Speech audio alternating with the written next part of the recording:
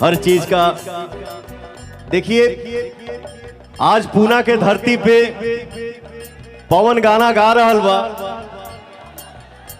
और हमारा पूरा पूर्वांचल, पूरा यूपी बिहार भाई दोस्त मेरा राजकुमार राजा बाबू, छोटे बच्चे डांस कर रहे हैं, खिलखिला रहे हैं, वाह वाह, इतने उमंग में हैं। लव यू मेरा भोजपुरी जिया। मेरा फेवरेट सॉन्ग यार, लेकिन क्या करिएगा, ये कोरोना काल में पता नहीं क्या क्या हुआ। आज वो सिंगर हमारे बीच नहीं है, वाह वाह, सही। लेकिन उसकी गायकी हमेशा, उसकी गायकी हमेशा जिंदा रहेगी। लव यू अजय पांडे, जहां भी रहिए भगवान आपको अपने शरण में शांति दे।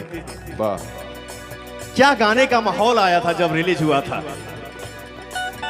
गांव के सुखड़िया के रही उस सहाली, देखे में भोला बाप के बड़ की खिलाड़ी, देखे में भोला बाप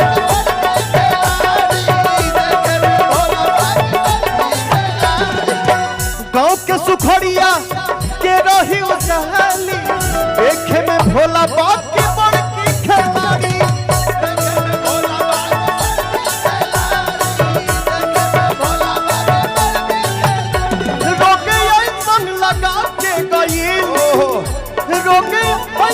लगा के गई आइल हितई में वो 4 दिन खातिर बाटी हलवा मचा के। आइल हितई में वो 4 दिन खातिर बाटी हलवा मचा के।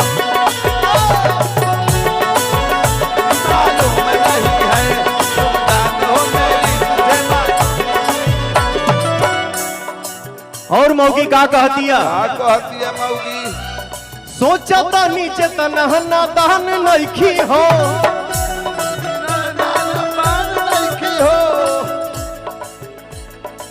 क्या है यही में से अलग अलग भाव बा ना भैया। एगो भाई होने से इशारा करता,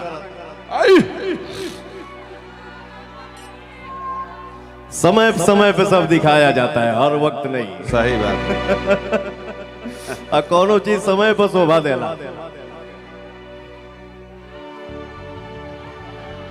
अरे मेरे भाई सब जिंदाबाद, असली शेर तो आप लोग हैं।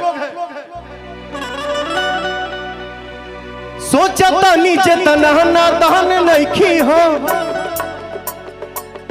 धोखा नइखी करत जानू मम्मी कसम, धोखा नहीं करत जान कसम, धोखा नहीं करत जान मम्मी कसम।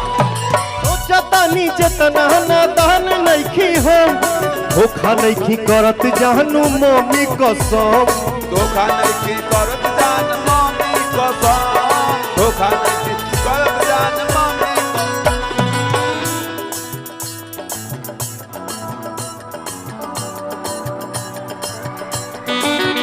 कैसे करे विश्वास रोशन हो बदमाश,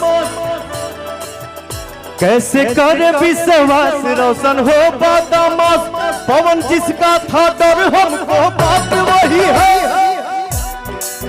पवन जिसका था डर हमको बात वही है। तुमसा कोई प्यारा कोई मासूम नहीं है, तुम जान हो मेरी तुझे मालूम नहीं है।